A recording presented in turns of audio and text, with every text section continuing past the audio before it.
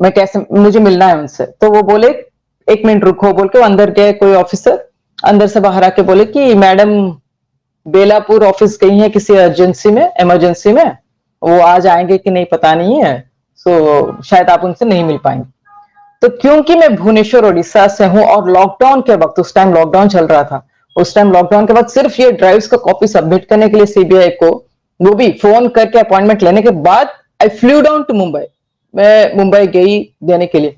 तो क्योंकि मैं इतना बड़ा यात्रा की थी और फिर भी नुपुर प्रसाद मिली नहीं, तो मेरे पास एक इंफॉर्मेशन था हमारी टीम के पास, जो ड्रग्स रिलेटेड, जो नाम सुशांत सिंह राजपूत के डेथ केस में ड्रग्स रिलेटेड चीजों को लेकर आई थी। जैसे बहुत सारे नाम आए थे, बहुत सारे एक्टर्स का, बहुत सारे जैसे भारती, दीपिका पादुकोण, बहुत सारे लोगों का नाम आया था। तो हमारी टीम को कुछ जानकारी थी, इनका एक कनेक्शन बैंगलोर में था बोल के। तो वो इंफॉर्मेशन देने के लिए, क्योंकि हम लोग ऑलरेडी मुंबई गए थे, तो हम लोग एनसीबी ऑफिस चले गए बिना अपॉइंटमेंट के। तो एनसीबी ऑफिस में उस वक्त जो जोनल हेड थे समीर वांकड़े सर, ठीक है, एनसीबी ऑफिस में जिस तरह का कोऑपरेशन और जिस तरह का मतलब क्या बोलते हैं उसको, हमको मतलब मदद मिला, प्रोत्साहन मिला ऑफिसर्स से, मतलब उनके पीए से लेकर ऑफिसर्स तक, अच्छा आप इंफॉर्मेशन लेने आए हैं प्लीज, वो टोटली वो पूरा अलग ही था। सीबीआई वाले जैसे अनदेखा कर रहे थे, अनजान बन रहे थे, और लेकिन एनसीबी ऑफिस में पूरा माहौल अलग ही था, ठीक है। तो समीर वांकड़े जी थे नहीं उस वक्त, तो उनके जो पीए थे शरद जी, उन्होंने हमसे बुलाया, हमसे बात की क्या है क्या नहीं। तो उन्होंने बोला आप तो अपॉइंटमेंट बिना है, आप एक काम कीजिए, आप लिख दीजिए, आप एप्लीकेशन लिख के दीजिए, मैं सर को देता हूँ और फिर वो टाइम देंगे, फिर आप आइएगा। तो हमने वैसे एप्लीकेशन लिख के दिया, वो एप्लीकेशन मैंने शेयर भी किया था ट्विटर में उनके स्टैंप के साथ।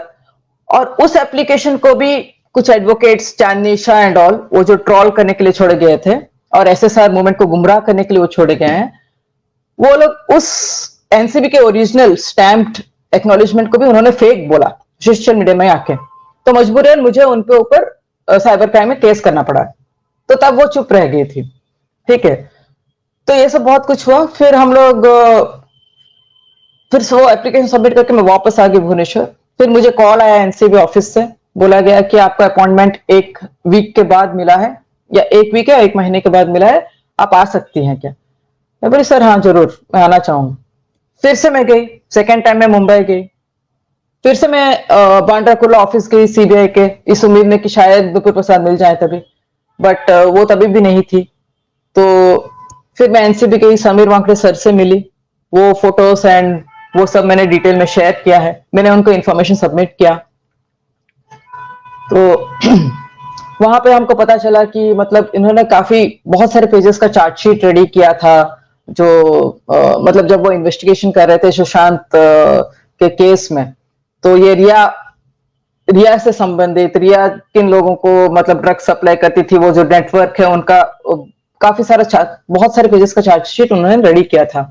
लेकिन उन्होंने बोला कि हम लोग तो चार्जशीट रेडी करते हैं, हम लोग अपना काम करते हैं, लेकिन ये लोग बड़े बड़े लॉयर्स रख के अपने किसी सेक्रेटरी या किसी एक छोटे आदमी को वो लोग मतलब उनके ऊपर वो लोग ब्लेम ले लेते हैं और ये लोग छूट जाते हैं।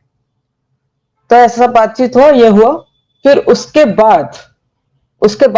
बाद मैं सोशल मीडिया में शेयर करने लगी, क्योंकि सीबीआई एक ऑनगोइंग केस है, उसके रिलेटेड हमको इंपॉर्टेंट ड्राइव्स मिले हैं, उस पर इंफॉर्मेशन काफी कुछ था। उसमें सुशांत ने लिखा हुआ है कि वो किस कारण से मारे जाएंगे, अगर मारे जाएंगे तो कौन कौन उनके चारों तरफ लोग हैं जो उनको धोखा दे रहे थे, किन लोगों से उनको खतरा था, और वो ऐसा क्या काम कर रहे थे जिनसे उनको खतरा है, वो सब कुछ डिटेल में लिखा हुआ है। तो मुझे लगा कि ये लोगों को जानना चाहिए। अब लोगों ने एक मूवमेंट शुरू किया है सुशांत के लिए, अनलाइक श्रीदेव जी के केस में जहां पे मैं अकेली लड़ रही थी, अकेली मतलब मेरे टीम के साथ मैं अकेली लड़ रही थी, ना पब्लिक सपोर्ट था ना कुछ था। अनलाइक दैट सुशांत के केस में एक स्ट्रॉन्ग पब्लिक मूवमेंट था। तो मुझे लगा कि लोगों को जानना चाहिए, अगर एजेंसीज अगर मतलब if they are not doing their duty, then I think I should put it in front of the public.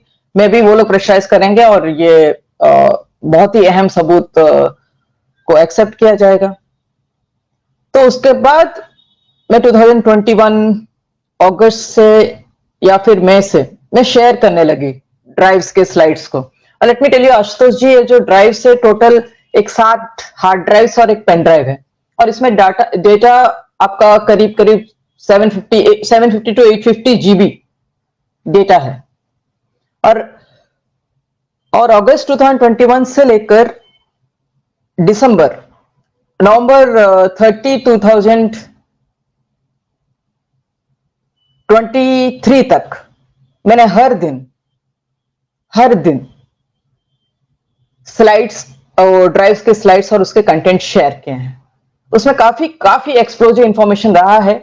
मैं दूसरे चैनल्स में भी गई हूं, मैं शोज भी की हूं, ताकि जिन लोगों को पढ़ने में मुश्किल हो रहा था, जो लोग ट्विटर में नहीं है, ट्विटर में जहां पे मैं उनको स्लाइड्स डाउनलोड करके वो कंटेंट शेयर कर रही थी, पीएमओ को एड्रेस करते हुए, सीबीआई को एड्रेस करते हुए, आईपीएस नुपुर प्रसाद को एड्रेस करते हुए, एचएमओ को एड्रेस करते हुए, सेंट्रल विजिलेंस को एड्रेस करते हुए, और ये भी क्लियरली बार बार बोल रही थी कि ये सुशांत के ड्राइव से, क्योंकि हमको मौका नहीं मिला, हम लोग बिल नहीं पाए, हम लोग चाहते हैं कि सीबीआई इसको वैलिडेट करे क्रेडेंशियल्स, और ये सही, क्योंकि वो सही निकलेंगे वो एक्सेप्ट करें।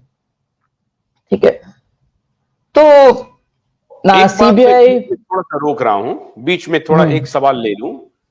भोलानाथ का ब्रश कटर एक बैटरी चालित मशीन है जिसका चार्जिंग समय 3.5 घंटे है। यह 6 से 8 घंटे के प्रभावशाली संचालन समय का दावा करता है, जिससे यह एक बार चार्ज करने पर 16,000 वर्ग फुट गेहूं या चावल के खेतों को कुशलतापूर्वक काट सकता है, जबकि इसका पेट्रोल समकक्ष व्यक्ति उसी कार्य के लिए 1,000 रुपए मूल्य का पेट्रोल खर्च करता है।